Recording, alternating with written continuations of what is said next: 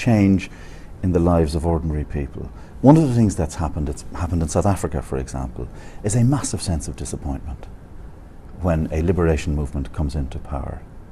What have you done to make their lives better?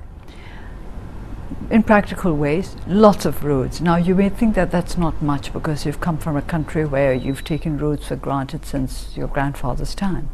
But in our country that means a lot because all-weather roads make a great difference to one's lives. Last year we started out by saying that at the top of our priorities was job creation, and we discovered over this 1 year that if you start constructing all-weather roads and if you provide electrification, then people start creating jobs for themselves, and that is what has made one of the big differences. But I think what we think we've done best, or rather what I think we've done best, is to take forward the peace movement, the peace process. We're not there by any means, and we can't say that we've got to the point when we can say we're home and dry, but still I think there's been success there, particularly because the people have become involved in it. You mentioned the peace process, and you felt proud that it was an achievement in the last year, but right at the moment you have some of the most bitter fighting taking place on the borders of this country with ethnic groups. But Fergal, you work for peace simply, particularly because there's fighting. I mean, if there were no fighting, there would be no need for us to work for peace. If there were no fighting at all, if all this settles down, then that means the peace process is over. And I did say at the beginning that we're not there yet. You don't control the army. You don't control the security forces. And when fighting breaks out, they're free to go in and do what they've always done, and that's rape, pillage and torture. They're not free to rape, pillage and torture. That they're not free to do. They're free to go in and fight, and of course that's in the Constitution. You will have read it, that military matters are to be left to the army, and that's why we're trying to change the Constitution. We've been very open about it. Amending the Constitution is one of our aims, because according to the National Ceasefire Agreement, one of the last steps would be to adopt a federal constitution. If you look at the history of this country, it's been going on since independence. Fergal, you were in South Africa, but you did manage to end apartheid there, didn't you? Not you, but the South Africans. Are we talking months or years? We hope that it's not going to be more than a few years. That's what we're aiming at. There have been advances in healthcare and, critically, more free elections. But all of this has been overshadowed by the terror in Rakhine State, where tens of thousands of Rohingya Muslims have fled what human rights groups call ethnic cleansing, and about which Aung San Suu Kyi has been condemned for failing to speak out. Can I come to the issue which has caused most international concern, and which has led to a real turnabout in the way that you were perceived internationally? And you're aware of this. You've seen the newspaper headlines. You've seen the comments from international figures condemning how you've handled the issue of the Rohingya Muslims. What exactly is it that they are condemning? They want you to allow a UN fact-finding mission into Rakhine State? That is just now. That is just what they asked for last month. But what is it that they have been condemning over the last year? Many, many people, including those who would be sympathetic to you, look at the situation and say, why hasn't she spoken out? Here's an icon of human rights. What do you mean by speaking out? Now, Fergal, this question has been asked since 2013, when the troubles, the last round of troubles broke out in the Rakhine. And they would ask me questions and I would answer them, and people would say I said nothing, simply because I didn't make the kind of statements which they thought I should make, which was to condemn one community or the other. Well, let me quote to you what your fellow Nobel laureates said of you. Despite repeated appeals to Aung San Suu Kyi, we are frustrated that she has not taken any initiative to ensure full and equal citizenship rights of the Rohingyas. Aung San Suu Kyi is the leader and is the one with the primary responsibility to lead, and lead with courage, humanity and compassion. Basically they're saying you failed the test of humanity. Well, that is their perception, but have they considered the fact that one of the first things we started to do after we took over the administration was to go through the national verification process to give citizenship to all those who are entitled to it. And we started doing this and engaging in other development activities to try to bring about stability and harmony, because I think a lot of the problems in the Rakhine state are due to the fact that the resources are limited and both communities are anxious about how their lives are going to pan out. What happened was that in October there was these totally unexpected attacks on police outposts for no reason that we could think of, because we had started the citizenship verification process, we had started the process of trying to bring back people out of the IDP camps and resettle them. But of course the whole thing went awry because these attacks took place. And we have no idea why these attacks took place, but a lot of people prefer to ignore the fact that these had happened at all. Why?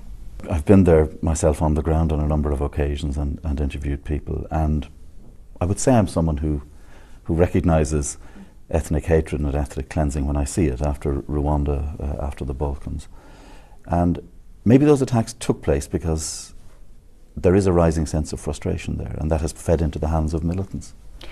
But as far as we could make out, at that time things were calm because people were waiting to see how we were going to go on with our development plans and with the nationality verification plans. But I just wondered whether those attacks were calculated to put a stop to this process. Wouldn't the wisest thing to do to clear up all of this would be to allow an international fact-finding commission in, to allow international agencies in? Well, we invited Dr. Kofi Annan's commission to look into the situation in the Rakhine before anything had happened. It was not because the United Nations asked for this. It was not because any other body insisted that we should have a fact-finding mission. We invited Dr. Kofi Annan to form this commission to look into the problems in the Rakhine, to help us to find long-term solutions. We would very much like him to come back to see how we are getting on with the implementation of his recommendations.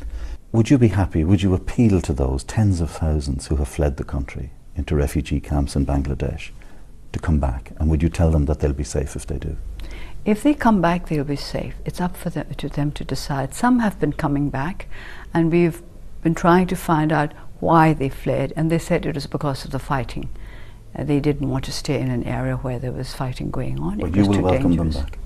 We welcome them. It's not a matter of we will welcome them back. They have been coming back, and those who have come back have been welcomed. Do you ever worry that you will be remembered as the champion of human rights, the Nobel laureate who failed to stand up to ethnic cleansing in her own country? No, because I don't think there's ethnic cleansing going on. I think ethnic cleansing is too strong an expression to use for what's happening. It's what I think I saw there, I have to say. Fergal, I think there's a lot of hostility there. And as I pointed out just now, it's Muslims killing Muslims as well if they think that they're collaborating with the authorities. So it's not just a matter of ethnic cleansing, as you put it. It's a matter of people on different sides of a divide. And this divide we are trying to close up as best as possible and not to widen it further.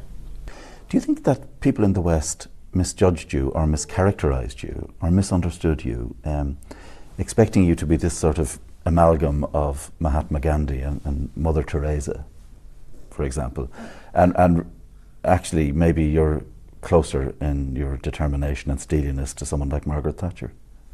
Well, no, I'm just a politician. I'm not quite like Margaret Thatcher, no. But on the other hand, I'm no Mother Teresa either. I've never said I was. Mahatma Gandhi actually was a very astute politician. He did, it has to be said, put his own safety at risk and ultimately, tragically, to try and protect the minority Muslim population. Was that an example you would not be tempted to follow? I think it's not that... I don't think that putting one's life at risk is a particular example that I'd like to follow, but I would like to think that we could live up to his high principles. One last question. What would stop you going now to Rakhine State and talking to all communities and appealing for peace on the ground yourself? But because I want to give those who are working on the Rakhine a chance to show that they're capable of it, I think there's not enough confidence in what our people are capable of doing. The situation is volatile. At Yangon airport in January, an assassin moves up to one of Aung San Suu Kyi's top advisors, the Muslim lawyer U Koni, holding his grandson in his arms. He was shot dead a moment later. He'd been helping to draft changes to the constitution. Elements in military intelligence are among those suspected of organising the attack. Aung San Suu Kyi was criticised for waiting a month before speaking out about his death, but subsequently called him a martyr for the nation. Do you worry that people who don't want you to change the constitution, who are embedded in the military, embedded in intelligence, are going to target you and the people around you? Well, it's not something I think about, because we were asked the same sort of questions over the last 30 years since we started working for the NLD, that aren't we worried about assassination and all kinds of other dangers coming from the powers that be, those who are in a position to engage in these activities. But it's not something that you think about on a day-to-day basis. It's just part of the job.